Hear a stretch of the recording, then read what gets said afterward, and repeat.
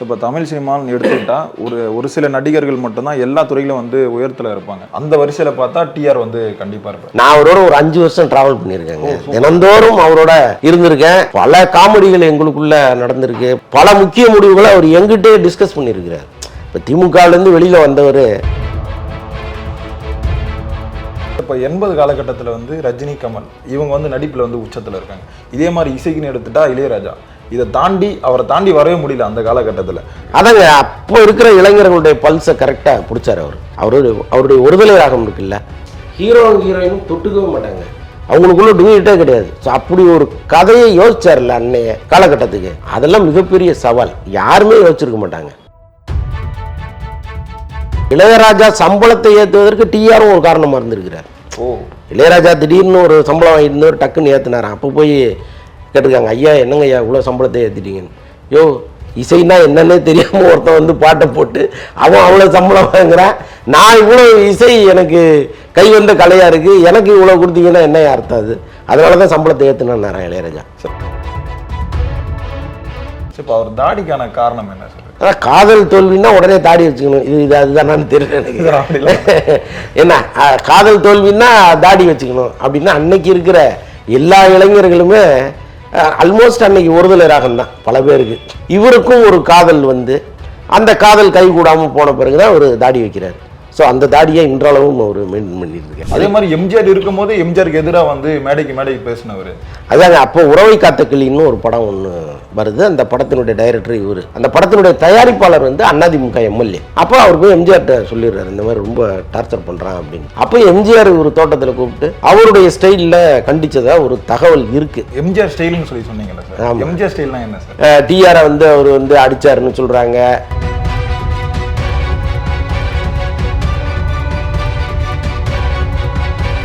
மக்களே அன்பு வணக்கம். இன்னைக்கு நம்ம கூட வலைப்பேச்சாண்டன் சார் இருக்காரு. சார் வணக்கம். வணக்கம். எப்படி சார் இருக்கீங்க? சிறப்பாக இருக்கேன். ஸோ இப்போ தமிழ் சினிமான்னு எடுத்துக்கிட்டா ஒரு சில நடிகர்கள் மட்டும்தான் எல்லா துறையிலும் வந்து உயரத்தில் இருப்பாங்க.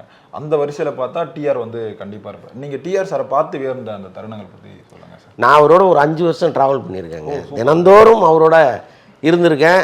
பல காமெடிகள் எங்களுக்குள்ள நடந்திருக்கு. பல நேரங்களில் ரொம்ப ஒரு கோபமாக இருந்து நான் பார்த்துருக்கேன். பல முக்கிய முடிவுகளை அவர் எங்கிட்டே டிஸ்கஸ் பண்ணியிருக்கிறார். இப்போ திமுகவிலேருந்து வெளியில் வந்தவர் மீண்டும் திமுகவில் சேரணும்னு ஒரு முடிவு எடுத்தப்போ என்னை கூப்பிட்டு பேசிகிட்டு இருந்தார் ஒரு அரை மணி நேரம். சார் நான் இப்போ என்னை கூப்பிட்றாங்க, நான் போகலாமா, உங்கள் கருத்து என்ன அப்படின்ட்டு நான் சொன்ன கருத்தையும் ஒரு அரை மணி நேரம் காது கொடுத்து கேட்டார் அவர். நான் சில விஷயங்கள்லாம் சொன்னேன், அதை வந்து அவர் அப்ளை பண்ணார் சேரும்பொழுது. ஸோ அதெல்லாம் நடந்துச்சு. ஸோ அந்தளவுக்கு நமக்கு ஒரு வெயிட் அவர் கொடுத்து வச்சுருந்தார். ரொம்ப அது அவர் ஒரு பிரமிப்பான மனிதர், அதில் ஒன்றும் சந்தேகம் இல்லை. இன்னொன்று சுவாரஸ்யங்களுக்கு பஞ்சம் இல்லாத ஒருத்தர் அவர். அதுக்கு மேலே பேசணும்னா நிறையா நாள் கணக்கில் பேசலாம். அவளை பற்றி ஒரு இன்டர்வியூவில் இவ்வளோ தான் பேச முடியும் சார். இப்போ 80 காலகட்டத்தில் வந்து ரஜினி, கமல் இவங்க வந்து நடிப்பில் வந்து உச்சத்தில் இருக்காங்க. இதே மாதிரி இசைக்குன்னு எடுத்துட்டா இளையராஜா. இதை தாண்டி அவரை தாண்டி வரவே முடியல அந்த காலகட்டத்தில். அப்புறம் இப்போ டைரக்ஷனுக்கு எடுத்துட்டா அந்த டைமில் வந்து பாலச்சந்தர், மகேந்திரன் அவங்களாம் இருந்தாங்க. இதெல்லாம் தாண்டி இவர் எப்படி சார் இதெல்லாம் வந்தார் அந்த இடத்துக்கு? அதாங்க அப்போ இருக்கிற இளைஞர்களுடைய பல்ஸை கரெக்டாக பிடிச்சார் அவர். இன்னொன்று, நீங்கள் புது மாற்றத்தோடு ஒருத்தர் உள்ளே வந்தாருன்னா அவர் இந்த உலகம் கொண்டாட தவறுனதே கிடையாது. அவருடைய ஒருதலை ராகம் இருக்குல்ல, ஹீரோயினும் தொட்டுக்கவே மாட்டாங்க, அவங்களுக்குள்ள டூயிட்டே கிடையாது. ஸோ அப்படி ஒரு கதையை யோசிச்சார்ல அன்னைய காலகட்டத்துக்கு, அதெல்லாம் மிகப்பெரிய சவால். யாருமே யோசிச்சிருக்க மாட்டாங்க. அதை படமாக்க முன்னு வந்தவர் அவர் பெரிய மகான்னு தான் சொல்லணும். ஏன்னா ஒரு பேட்டர்ன் ஆஃப் ஃபிலிம் வந்து வெற்றி ஆகிட்டே இருக்குது, அது மாதிரி படங்கள் தான் ஓடிட்டு இருக்கு. அப்போ ஒருத்தர் வந்து ஹீரோயினும் சந்திச்சிக்க மாட்டாங்க, பேச மாட்டாங்க, அவங்களுக்குள்ள டூயட் கிடையாது அப்படின்னு ஒருத்தர் சொல்கிறாரு, ஒரு பொய்ட்டிக்காக ஒரு கதையை சொல்கிறாருன்னா அதை உள்வாங்கிக்கிற அளவுக்கு ஒருத்தருக்கு அறிவு இருக்கணும்ல. அந்த இடத்துல அவர் நின்னார் அந்த ப்ரொடியூசர் சார். ஆனால் இப்போ வரைக்கும் ஒரு பெரிய ஒரு சர்ச்சை போயிட்டு இருக்கு சார். ஒருதலை ராகம் படத்தை வந்து டி ராஜேந்தர் எடுக்கல, இப்ராஹிம் ஒருத்தர் எடுத்தாருன்னு சொல்லுவாங்களே சார். அதில் என்ன பஞ்சாயத்துன்னா, இப்ராஹிம் வந்து அந்த படத்தினுடைய தயாரிப்பாளர். அந்த படம் முடியும் பொழுது இவருக்கும் அவருக்கும் ஒரு மனசாபம் வந்துடுது. அப்போ என்ன பண்ணுறாங்கன்னா, நீ கிளம்பியான்னு சொல்லிட்டு அவரே கதை, திரைக்கதை, வசனம், டைரக்ஷன் எல்லாத்தையும் போட்டார் அவர் பேரை.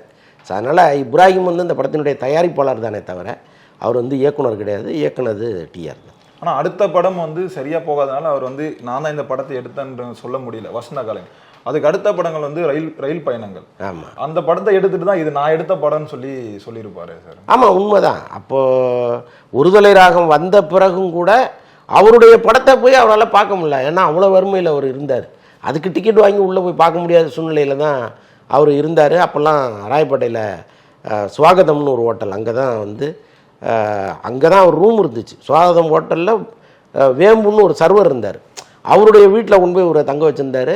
ராயப்பேட்டையிலே நடந்தே ஏவிஎம் ஸ்டுடியோக்குள்ளே வந்து வாய்ப்பு கேட்டுக்கிட்டு இருந்தவர் தான் டிஆர். ஸோ அதுமாரி அவருடைய சொந்த வாழ்க்கையில் நிறையா சிரமப்பட்டுருக்கிறார். இப்போ அவர் தாடிக்கான காரணம் என்ன சார்? அதான் காதல் தோல்வின்னா உடனே தாடி வச்சுக்கணும், இது அதுதானான்னு தெரியல எனக்கு. என்ன காதல் தோல்வின்னா தாடி வச்சுக்கணும் அப்படின்னா அன்னைக்கு இருக்கிற எல்லா இளைஞர்களுமே ஆல்மோஸ்ட் அன்னைக்கு ஒருதலை ராகம் தான் பல பேருக்கு. இன்றைக்கி வந்து ஈஸியாக லவ்வை சொல்லிட முடியுது, ஒரு எஸ்எம்எஸில் சொல்லிட முடியுது, ஒரு வாட்ஸ்அப் தகவலாக போட்டுற முடியுது. ஆனால் அன்னைக்கு அதெல்லாம் ஒன்றுமே கிடையாது. ஒரு பொண்ணோட பேரை தெரிஞ்சுக்கிறதுக்கே 2 வருஷம் 3 வருஷம்லாம் ஆகும். பின்னாடியே அலையணும், அலைஞ்சு கடைசியில் அந்த பொண்ணு திரும்பி பார்த்ததுன்னா அதுவே மிகப்பெரிய வரமாக இருக்கும். ஸோ அப்படிப்பட்ட காலகட்டத்தில் இவருக்கும் ஒரு காதல் வந்து அந்த காதல் கை கூடாமல் போன பிறகு தான் அவர் தாடி வைக்கிறார். ஸோ அந்த தாடியை இன்றளவும் அவர் மெயின்டைன் பண்ணிட்டு இருக்காரு. இப்போ இவரால் தான் சார் நிறைய பேர் வந்து தாடி வச்சுட்டு இருக்காங்க. அதே மாதிரி உயிரில் வரை உஷா, அந்த படத்தில் வந்து உஷான்றவங்கள தான் முன்னாடி காதலிச்சார். இதன் காரணமாக தான் அவங்க மனைவி பேரும் உஷான்ற பார்த்து கல்யாணம் பண்ணான்னு சொல்லுவாங்களே சார்? ஆமாம், அவர் அந்த காலகட்டத்தில் தான் அவங்களுக்கு லவ் வருது. ஸோ அதனால் உயிருள்ள வரை உஷா அப்படின்னு வச்சு போனார். வரிசையாக படங்கள் ஹிட்டுன்னு. அப்போ எங்கே திரும்பினாலும் இளையராஜா பாட்டு தான் கேட்டுட்ருக்கோம். திடீர்னு ஒரு உள்ளே வந்து எங்கே போனாலும் டிஆர் பாட்டு தான் கேட்டுச்சு. இளையராஜா சம்பளத்தை ஏற்றுவதற்கு டிஆரும் ஒரு காரணமாக இருந்திருக்கிறார்.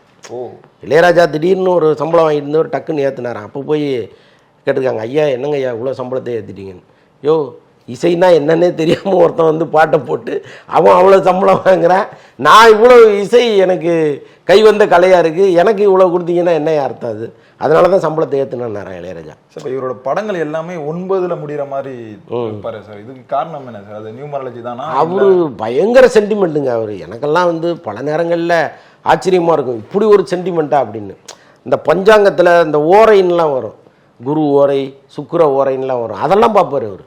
பொதுவாக நல்ல நேரம் கெட்ட நேரம் பார்ப்பாங்க, மற்ற வேலைகளை பார்க்க போயிடுவாங்க. இவர் இந்த குரு ஓரை சுக்கிர ஓரைன்னு பார்ப்பார். அப்புறம் சந்திராஷ்டமம்னு ஒன்று வரும், நீங்கள் ராசி பலனை பார்த்தீங்கன்னா தெரியும். இன்றைக்கி சந்திராஷ்டமம், கொஞ்சம் கவனமாக இருங்கன்ட்டு. ஒரு நாள் நான் போகிறேன், ஏதோ முதல் நாள் அவர் ரூமில் என்னமோ வச்சிட்டோம். அதை மறுநாள் வந்து எடுக்கிறதுக்காக நான் கதவை திறந்து டக்குன்னு உள்ளே போகிறேன். யாருதுன்னு ஒரு குரல் கேட்குது.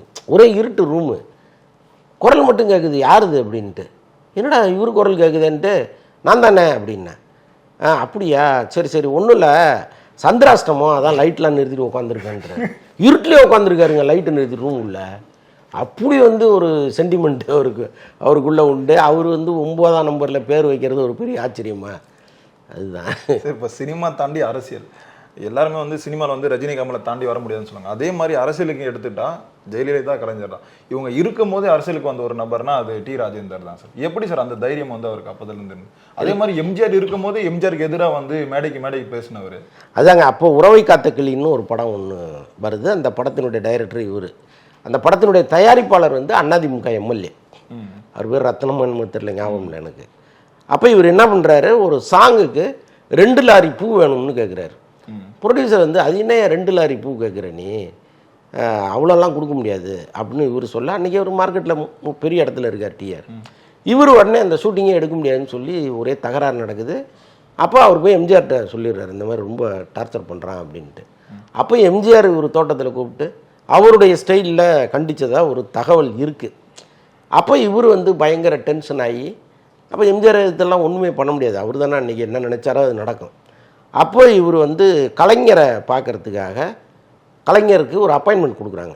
அடுத்து என்ன ஒரு பாதுகாப்பு வேணுமே, போய் இந்த விஷயத்தை கலைஞர்கிட்ட சொன்னால் அவரும் ஒரு பாதுகாப்பாக இருப்பார், ஏன்னா ஒரு தொடர்ந்து இண்டஸ்ட்ரியில் இருக்கணும். அப்போ எதிரிக்கு எதிரி நண்பன்லாம் சொல்லுவாங்கள்ல. ஸோ அந்த மாதிரி இவர் அங்கே போயிடலான்ட்டு போகும்பொழுது கலைஞர் வந்து ஒரு மீட்டிங்கில் பேசிகிட்டு இருக்கார். எப்போவுமே என்ன பண்ணுவாங்கன்னா, டிஆர்லாம் இன்றைக்கி கொடி கட்டி பறக்கிறாரு. டிஆரில் மக்களுக்கு தெரிந்த பிரபலங்கள் இன்னொரு பிரபலத்தை பார்க்க போகும்பொழுது இந்த மாதிரி மீட்டிங்கில் இருந்தாங்கன்னா காருக்குள்ளேயே உட்காந்துருப்பாங்க. அவர் மீட்டிங்கில் பேசி முடித்த பிறகு தான் போய் பார்ப்பாங்க. இதுதான் பண்பு.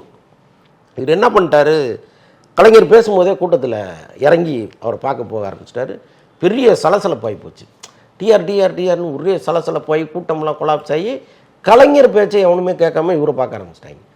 அதில் கலைஞர் பயங்கர டென்ஷன் ஆகிட்டார். அப்போது டக்குன்னு என்ன பண்ணிட்டாங்க, கலைஞர் கோபமாக இருக்காருங்கிறத தெரிஞ்சுக்கிட்டு என்ன பண்ணிட்டாங்க, டிஆர்ட்ட தலைவர் பயங்கர கோபமாக இருக்கார், டக்குன்னு போய் நீங்கள் காலில் வந்து ஆசீர்வாதம் வாங்கிடணுன்னு மேடையில் போய் காலை தொட்டு கும்பிட்றாரு, கட்சியில் சேர்த்துட்டாங்க. அவ்வளோதான். அப்படி சேர்ந்தவர் தான் அவர். அரசியலுக்குள்ளே வந்தது அப்படி வந்தது தான். எம்ஜிஆர் ஸ்டைல்னு சொல்லி சொன்னீங்கல்ல சார், எம்ஜிஆர் ஸ்டைல்னா என்ன சார் அது? இல்லை, அதை நம்ம வெளிப்படையாக சொல்ல முடியாது, ஏன்னா நம்ம பார்க்கல. ஓகே, அங்கே என்ன நடந்ததுங்கிறது நமக்கு தெரியாது, வெளியில் சொல்லப்படுகிற தகவல் தான் அது. அதனால் டிஆரை வந்து அவர் வந்து அடித்தாருன்னு சொல்கிறாங்க, அப்படியெல்லாம் இல்லை, கூப்பிட்டு கண்டித்து அனுப்பிச்சிட்டாருன்னு சொல்கிறாங்க. நமக்கு எதுவுமே தெரியாது, இல்லை பார்க்காம ஒரு தகவலை நம்ம சொல்ல முடியாது. இல்லை, இப்போ நீங்கள் எம்ஜிஆர் ஸ்டைல்னு சொன்னாங்க, நீ சாப்பாடு போட்டிருப்பாரு தான் சார் நான் நினைக்கிறேன். பட் அன்னைக்கு சொல்லப்பட்ட தகவல் அது. சரி, இப்போ அதே மாதிரி கலைஞர் கூட வந்து ட்ராவல் பண்ணுறாரு, ஆனால் திரும்ப கலைஞர்கிட்ட வந்து பிரிஞ்சு வர்றாரு, ஒரு கட்சி ஆரம்பிக்கிறாரு, திரும்பவும் கலைஞர் கூடயே வந்து சேர்றாரு. எப்படி சார் இந்த மாற்றங்கள்லாம் நிகழ்ச்சி? இல்லை, அவரை பொறுத்த அளவுக்குங்க அவர் வந்து ஸ்ட்ரைட் ஃபார்வர்டு. எங்கே போனாலும் நாம் அப்படியே இருக்கணும், கரைப்படாமல் இருக்கணும்னு நினைப்பார். இப்போ கட்சி மீட்டிங் போனால் யாராவது ஒருத்தர், இப்போ நிஜமாக அப்படி ஒரு சம்பவம் ஒன்று நடந்துச்சு. இதில் நார்த் மெட்ராஸில் வெள்ளம் வந்துடுச்சு. அப்போ இவர் எங்கள் எம்எல்ஏவாக இருந்தார் பூங்கா நகரில். அப்போ வேட்டியை மடிச்சுக்கிட்டு வெள்ளத்தில் இறங்கிட்டார். இறங்கி அந்த நிவாரண பணிகள்லாம் பார்த்துக்கிட்டு இருக்காரு. அதே பூங்கா நகர் தொகுதியில் வட்ட செயலாளர்லாம் இருப்பாங்கல்ல, அதில் ஒருத்தர் வந்து வாட்டர் பாட்டில் எடுத்துகிட்டு போயிருந்தோன்னே, டேய் இந்த வாட்டர் பாட்டிலை எங்கிட்ட கொடுத்துட்டு நீ ஏகப்பட்ட கணக்கு எழுதி காசு சம்பாதிக்கிறதுக்கா, போ எனக்கு அதெல்லாம் வேணாம், கார்லேயே தண்ணி வச்சுருக்கேன்லாம் இவர் பேச அவர் ஒரு மாதிரி ஆகிட்டார். இந்த மாதிரி இந்த தொண்டர்கள் நமக்கானவர்கள்ங்கிற எண்ணத்தை அவர் மண்டையில் ஏற்றிக்காமல், நான் ரொம்ப ஸ்ட்ரைட் ஃபார்வேர்டுங்கிறத சொல்கிறதுலேயே ரொம்ப குறியாக இருப்பார் எப்போவுமே. அவர் என்னால் தான் அவர், நான் தான் அவருக்கு லைஃப் கொடுத்தேங்கிற மாதிரி பேசுவார் அவர். ஸோ இதெல்லாம் சேர்ந்து ஒரு எரிச்சலை வந்து கட்சி தலைமைக்கு ஏற்படுத்தியிருந்துச்சு. அப்புறம் வந்து சட்டமன்றத்திலேயே இவர் எதிர்கட்சி மாதிரிலாம் பேச ஆரம்பிச்சிட்டார். இவர் ஆளுங்கட்சி எம்எல்ஏ, ஆனால் எதிர்கட்சி மாதிரி ஒரே குறைகளாக சொல்கிறது, இதெல்லாம் வந்து தலைமைக்கு பிடிக்காம ஆட்டோமேட்டிக்காக இவர் வெளியில் போகிற மாதிரி ஏற்பாடு பண்ணிட்டாங்க, வந்துட்டார். ஆனால் அவங்க சொன்ன காரணம் தான் ரொம்பவே புதுசாக இருந்தது சார். உறுப்பினர் சேர்க்கை வந்து உறுப்பினர் கார்டை வந்து புதுப்பிக்கல அப்படின்னு சொல்லிட்டு நீக்கியிருப்பாங்க. இல்லை, காரணம் அவங்களுக்கு 1000 வேணும், அதில் ஏதோ ஒரு காரணம் கிடைச்சதுன்னா அடிச்சு விட்ருவாங்க, அவ்வளோதான். பிடிக்கலன்னா பிடிக்கல தானே. இப்போ அதே மாதிரி ஜெயலலிதாவும் இவரை கூப்பிட்டுருக்காங்க, ஆனால் இவர் வந்து ஜாயின் பண்ணவே இல்லைன்னு சொல்லியிருப்பாங்க சார். இல்லை, இவரெல்லாம் அவங்க கூடலாம் இருக்கவே முடியாதுங்க. இவருடைய கேரக்டருக்கெல்லாம் இப்போ அவங்க பொத்துன்னு காலில் விழுந்து எல்லாருமே ஆல்மோஸ்ட் தரையில் தானே கிடந்தாங்க. ஸோ அந்த மாதிரி ஒரு காலத்துலையும் இவர் இருக்க மாட்டார். இவர் வந்து இவருக்கான கம்பீரத்தை இவர் எங்கேயுமே விட்டு கொடுக்க மாட்டார். ஸோ அதனால் வந்து இவரெல்லாம் இங்கே ஒரு நாள் கூட இருந்துருக்க மாட்டார் போனால் கூட. சரி, இப்போ முன்னாடி இருந்த சினிமா ரசிகர்கள் டிஆர் எப்படி தெரியும்னா ஒரு டேரக்டராக தெரியும், ஒரு நடிகராக தெரியும். இப்போ இருக்க இந்த சினிமா ரசிகர்கள் எப்படி தெரியும்னா டிஆர் வந்து எஸ்டிஆரோட அப்பா அப்படின்ற ஒரு தோரணையில் மட்டும் தான் தெரியும். அவருடைய மீம்ஸ் அதை வச்சு தான் அவருக்கு வந்து அதிகமாகவே டிஆர் வந்து யாருன்னு தெரியும். இப்போது விஜய் சாரை வந்து பேசியிருப்பார் சார் ஒரு இடத்துல, மனசில் பட்டதை பேசுகிறாரு. ஆமாம், கண்டிப்பாக எல்லா இடங்கள்லேயும் அவருடைய வாய் தான் அவருக்கு ப்ளஸ்ஸாகவும் இருந்திருக்கு, அதே வாய் தான் அவருக்கு மைனஸாகவும் இருந்திருக்கு. குழந்தை நட்சத்திரமாகவே அப்போவே கொண்டு வந்துட்டார். அவர் நடித்த படமெல்லாம், குழந்தையாக நடித்து அவர் நடித்த படமெல்லாம் மிகப்பெரிய ஹிட்டு, எல்லாமே வெள்ளி விழா படங்களாக ஓடிச்சு. அப்போ கூட எனக்கு நல்ல ஞாபகம் இருக்குது, மன்சூர் அலிகான் வந்து ஒரு படத்தில் நடித்தார். அப்போ சிம்பு வந்து ஒரு 8 வயசு பையன், சிம்பு உதச்சி மன்சூர் அலிகான் வந்து ஒரு 10 பல்ட்டி அடித்து விடுற மாதிரி இருந்துச்சு. அப்போ மன்சூர் அலிகான் சொன்னேன், ஏங்க ஒரு சின்ன பையன் அவன் அடித்து நான் போய் இப்படி விடுறதுன்னா ஜனங்க சிரிக்க மாட்டாங்களாங்க, ஒரு நியாயம் வேணாமாங்கன்ட்டு டிஆர்ட்ட அவ்வளோ ஃபைட் பண்ணிட்டு இருந்தார், நடிக்க மாட்டேன்னு சொல்லி. ஸோ எப்படி எதுக்கு சொல்ல வரேன்னா, பையன் அப்படியே லிட்டில் சூப்பர் ஸ்டார்னு சொல்லி உருவாக்கி கொண்டு வந்தார் அவர் மனசில் வந்து டிஆர் சிம்பு மனசில் நீ தான் எதிர்காலத்தில் தமிழ் சினிமாவினுடைய நம்பிக்கை நட்சத்திரங்கிறத அப்படி சொல்லி உருவாக்கிட்டே இருந்தார் அவர். அதுவும் இன்னைக்கு இவர் இவ்வளோ பெரிய இடத்துக்கு வரத்துக்கு பெரிய காரணம்.